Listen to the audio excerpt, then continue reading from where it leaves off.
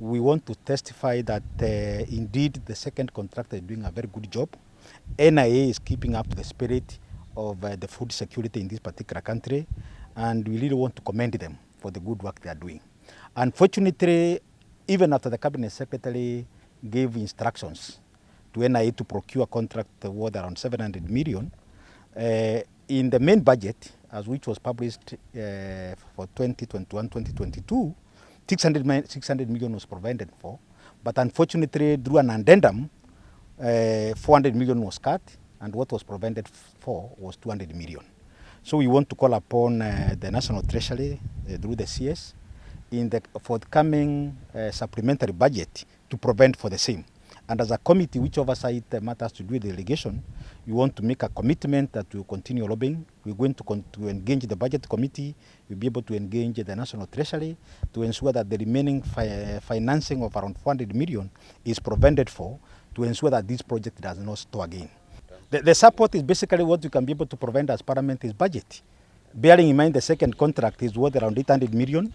Internally, NMB can be able to provide another extra, maybe 200 million. What they already have is 200, so what we want to make a commitment as Parliament is to provide another extra 400 million, so that the second contract can be executed without any cash flow issues. When is the next supplementary? We are expecting it sometimes in October. Bearing in mind we are also in our dying days.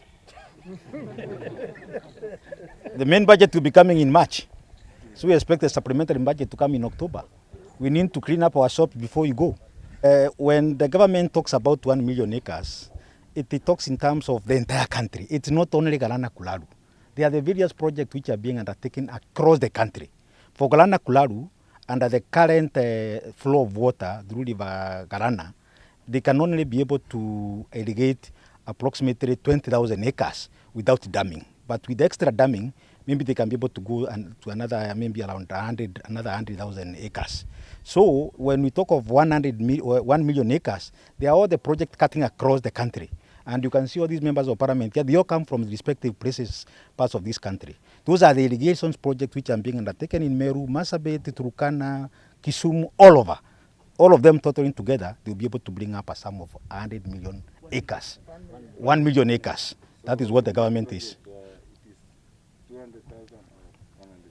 With damming, they can comfortably be able to do 250 million acres. And serious 250,000 acres, but with damming. But without dams, the maximum they can be able to do is 20,000 acres. Yeah. What we need to know is that this land is owned by NDC, Agricultural Development Corporation. NIA has basically leased 20,000 acres from NIA, from NDC. Okay, so where there are issues in terms of squatters and other encroachment, it is the responsibility of NDC to ensure its land is kept, it is safe from any encroachers. So NIA has they are not the owners of land. It is the responsibility of NDC to ensure that the land which they own on behalf of government is properly protected from any encroachers. The second contractor also did 5,000 acres, equivalent to what the first contractor did. And they did the same work in terms of putting the infrastructure in place, all the structures that are in this farm today, that you can see we have 10,000 acres in place, well irrigated, and with all the infrastructure that is required for irrigation. And what the second contractor used is 10 times lower than what the first contractor invested on this farm. And from our point of view, the committee, we want to say thank you so much to the National Irrigation Authority. They took firm decision in terms of saving this project. They did a lot in terms of sacrificing for this country, in terms of putting all the energy, time, knowledge, so that we are able today to see this kind of very beautiful work that is on ground.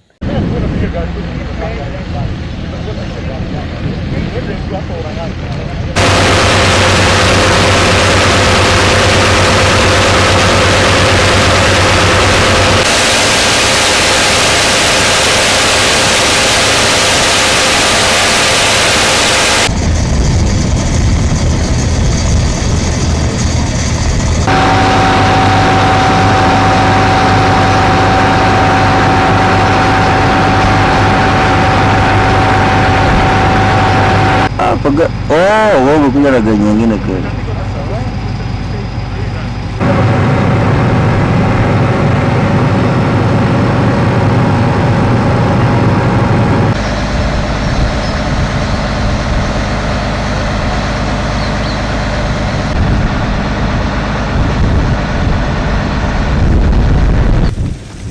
Unakia Kibombo wako na mkutano, ni baraza.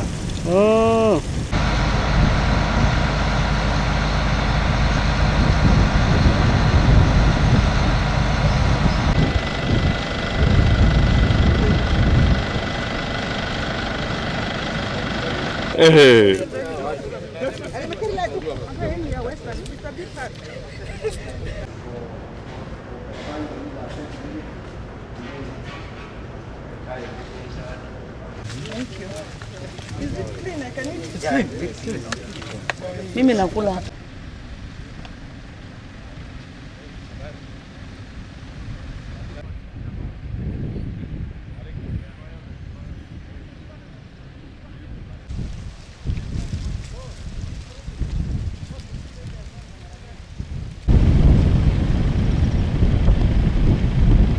Nairobi.